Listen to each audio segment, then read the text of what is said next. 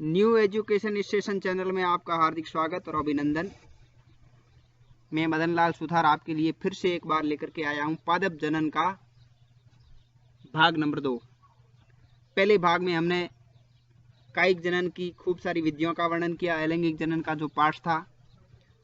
इस भाग के अंदर हम लैंगिक जनन के बारे में अध्ययन करेंगे। पादपों में लैंगिक जनन किस प्रकार से संपन्न होता है।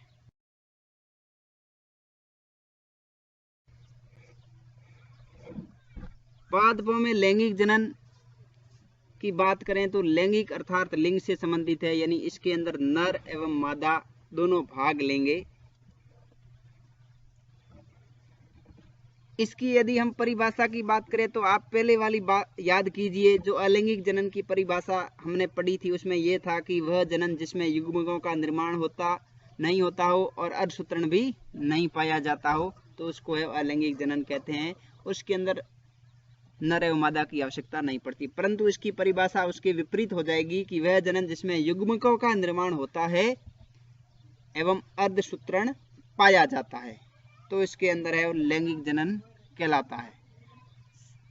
तो इसमें नर का भाग, पुष्प के अंदर नर का भाग पुंकेसर और मादा का भाग स्त्री केसर अंडाशय वाला भाग लेता है और युग्मकों का निर्माण होता है, जिसके परिणाम स्वरूप नए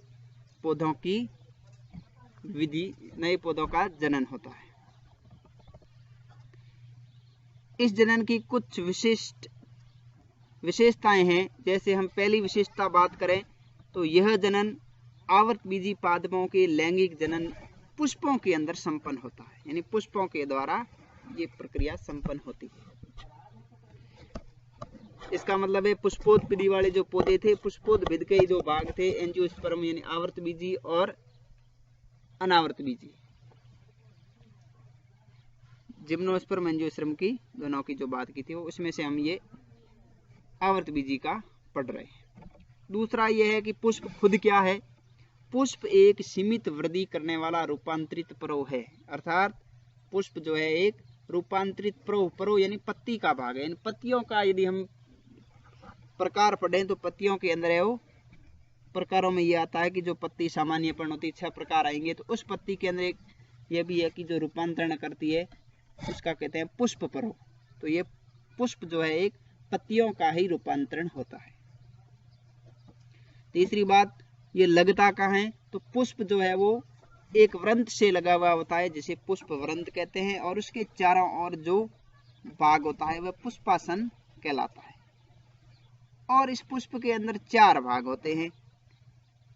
यदि ये चारों भाग पुष्प में उपस्थित हो तो उस पुष्प को पूर्ण पुष्प कहते हैं।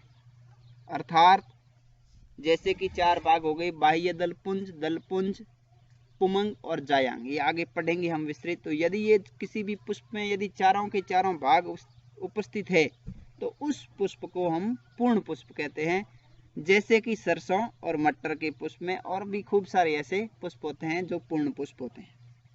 और यदि इन चारों पुष्पों में से कोई एक भाग अनुपस्थित हो, यानी 4 भाग जो है उनमें से एक भाग उपस्थित नहीं होता है, मान लो किसी में स्त्री केसर नहीं हो, किसी में पुंकेसर नहीं हो, यदि एक भी भाग कम हो जाता है तो इस प्रकार के पुष्प को अपूर्ण पुष्प कहते हैं। और इसका उदाहरण की यदि हम बात करें तो लौकी और पपीता है।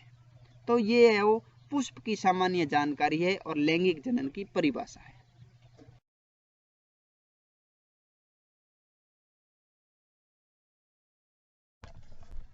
अब हम पढ़ते हैं पुष्प के भागों के बारे में। सबसे पहले हम आपको पुष्प का चित्र दिखाते हैं, जिसमें पुष्प के विभिन्न भाग आपको अनुदैर्ध्य काट के द्वारा। इसमें देखिए सबसे पहले पुष्प वृंत है, जिससे ये पौधे के ऊपर लगा हुआ रहता है। साथ में ऊपरी इसका आगे का भाग पुष्पासन, और इसमें हरे रंग के दिख रहे हैं बाह्य दल। ठीक इसके और भीतरी भाग में रंगीन कलर के दलपुंज एवं इसमें नर का भाग पुमंग की संख्या ज्यादा होती है। और फिर इसके भीतरी भाग के अंदर जायांग जो मादा का भाग है।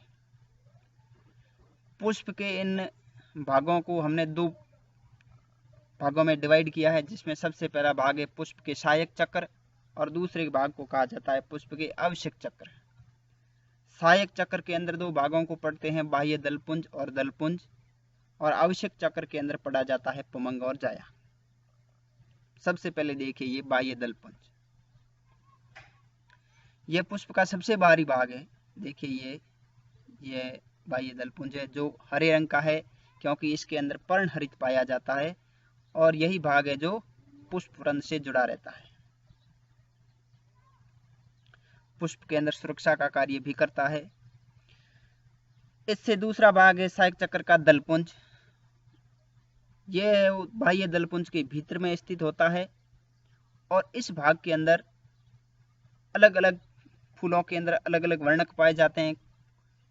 उस वर्णक की उपस्थिति के कारण यह भाग जो है दलपुंज है वो रंगीन होता है। इसकी भी संख्या है वो 5 हो सकती है, ज्यादा हो सकती है, अलग अलग फूलों में अलग अलग मिलती है। ये भी इसमें रंग भी अलग अलग प्रकार के होते हैं, जैसे किसी के अंदर है वो पीला रंग है तो जेंथोफिल की उपस्थिति को दर्शाता है, लाल है तो कैरोटीन की उपस्थिति को दर्शाता है। तो अलग अलग रंग होंगे, अलग अलग प्रकार की फूलों की वर्णक की उपस्थिति होती है। तो ये दो भाग बाह्य दलपुंज और दलपुंज पुष्प के सहायक चक्र है।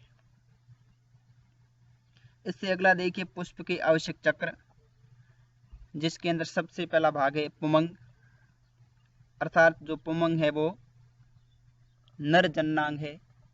पुष्प के अंदर नर का जननांग है जो ठीक दलपुंज के भीतर की ओर स्थित होते हैं।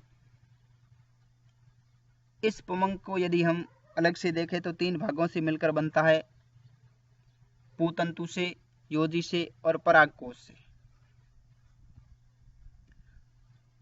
3 भाग होते हैं। अब इनकी भी संख्या है वो अधिक होती है, 5 से लेकर के 7, 8, 4 अलग अलग संख्या होती है अलग अलग फूलों के अंदर। तो इसका भी है वो भीतरी और ये स्थित होता है, लेकिन इसके अंदर है वो परागकोश के अंदर है खूब सारे परागकण स्थित होते हैं, और यह अधिक संख्या में होते हैं। लेकिन इसकी जो एक इकाई होती है उसी इकाई को पुंकेसर कहा जाता है। तो एक इकाई को पुंकेसर कहेंगे और पूरे साथ में जो फूल में होते हैं उसको सभी को पुमंग कहते हैं। तो ये है वो पुष्प के आवश्यक चक्र का भाग है पुमंग, जो नर जननांग है।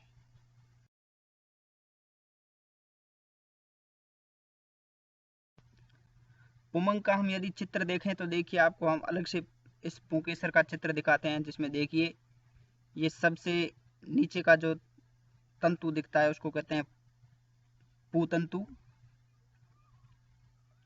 फिर इसका जो है ऊपरी भाग है जहां से ये परागकोश से जुड़ता है उसको कहते हैं योजी, यानी पूतंतु और परागकोश के जुड़ने के बीच के स्थान को कहते हैं योजी।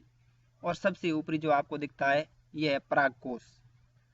परागकोश जो होता है 4 कोष्ठों से मिलकर बनता है, अर्थात इसे चतुष्टक कहते हैं। इन परागकोश के अंदर ही परागकण, खूब सारे परागकण पाए जाते हैं जो छोटे छोटे, बहुत ही छोटे छोटे कण होते हैं। यही परागकण मादा के जायांग के ऊपरी जो वर्तिकाग्र होता है उस वर्तिकाग्र पहुंचते हैं और आगे निषेचन की प्रक्रिया को संपन्न करवाने का कार्य करते हैं। तो यह है वो आपके पुमंग के बारे में चित्र, आप ये देख सकते हैं।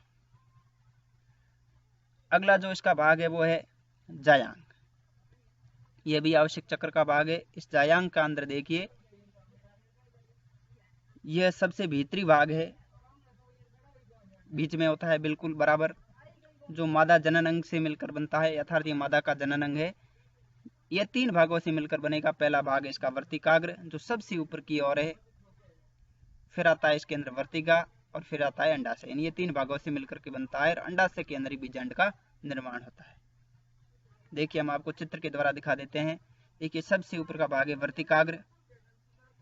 वर्तिकाग्र के ठीक नीचे की जो है भाग नली है उसको कहते हैं वर्तिका, और ये जो गोलाकार बड़ा भाग दिखाई देता है इसको कहते हैं अंडाशय। इसी अंडाशय के अंदर है वो बीजांड का निर्माण होता है, और बीजांड के अंदर ही है वो फल, बीजों का निर्माण होता है। अंडाशय जो है वो आगे फल भित्ति के अंदर कन्वर्ट हो जाता है। वो हम आगे के भागों में वर्णन करेंगे, इसका अध्ययन करेंगे।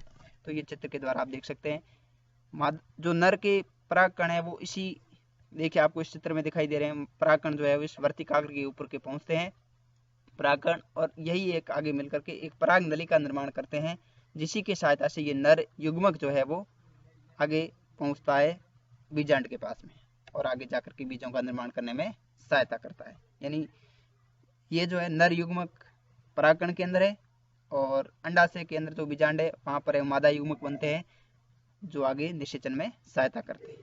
तो ये है इस भाग के अंदर। पहले भाग जो हमने पढ़ा था उसमें कायिक जनन की खूब सारी विधियां पढ़ी थी, अलैंगिक जनन की, और ये जो पार्ट था पूरा लैंगिक जनन के बारे में था। तो ये आपके पहला पार्ट कंप्लीट होता है 12th क्लास का, जिसमें लैंगिक और अलैंगिक जनन के बारे में वर्णन किया गया है। हम इससे आगे और इससे अगली प्रोसेस है वो क्या होती है इसके बाद में वो आगे पढ़ेंगे। थैंक यू, धन्यवाद।